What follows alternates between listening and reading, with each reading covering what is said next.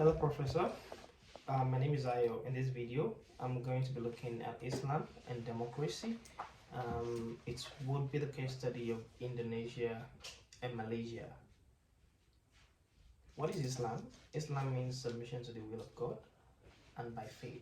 Islam is practiced by all Muslims who are monotheistic. And being monotheistic means you believe in one deity and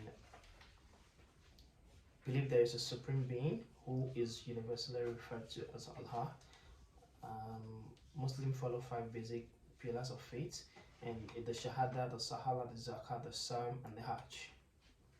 Democracy, the very popular definition of democracy is the one given by Abraham Lincoln, which is the government of the people, by the people, for the people. It has some basic principles, which would be citizenship, citizen participation, equality, political tolerance, accountability, the rule of law, a multi-party system, bill of rights, and economic freedom. Islam and democracy, we can look at the turning point, which was on the 9th of September, when the World Trade Center was attacked by some Islamist group, Al Qaeda.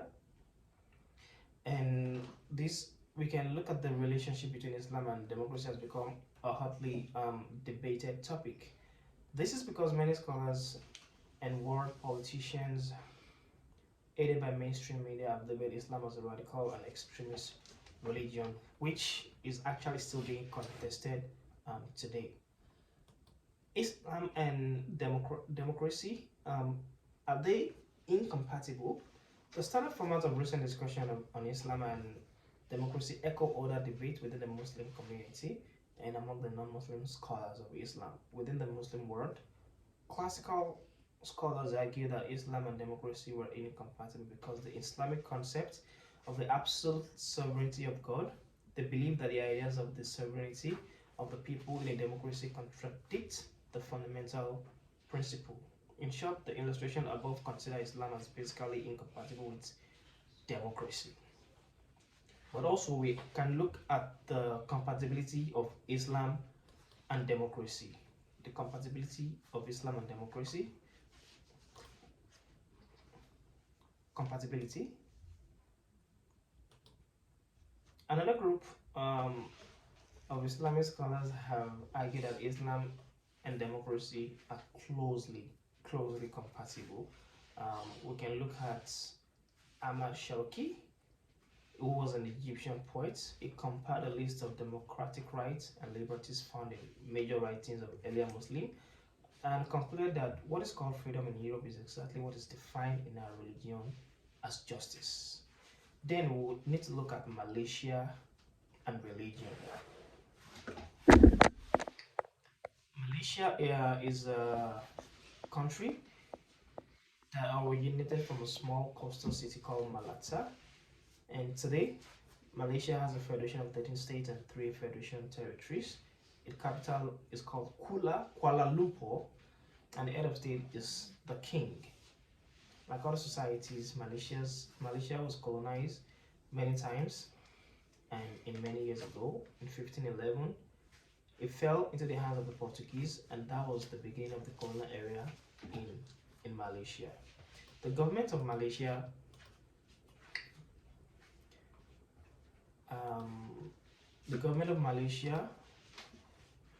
is Malaysia as a federal constitutional elective monarchy, the only federal country in Southeast Asia to have this, and the system of government originated from the Westminster parliamentary system and the legacy of British rule. The Prime Minister of Malaysia is the head of government of Malaysia, and since 24th of October 2022, Anwar bin Ibrahim from National UMNO Party is the 10th Malaysian Prime Minister. Democracy in Malaysia is unique because of the history and the interaction that have allowed democracy and Islam to function alongside one another. Indonesia and religion. Indonesia is officially recognized as located in Southeast Asia and Oceania between India and the Pacific Ocean. It has a population of over 276 million, and it's widely populated with Muslim because over 87% of the population declare themselves as Muslim. This is actually very significant. But then if we look at the Islam and the government of Indonesia, how has the relationship been integrated? Worthy to note is a case that happened on the 17th of April 2019, wherein over 190 million people turned out to participate in what today is recorded as the largest democratic election, in which the president Joko Widodo was elected for a second term in office.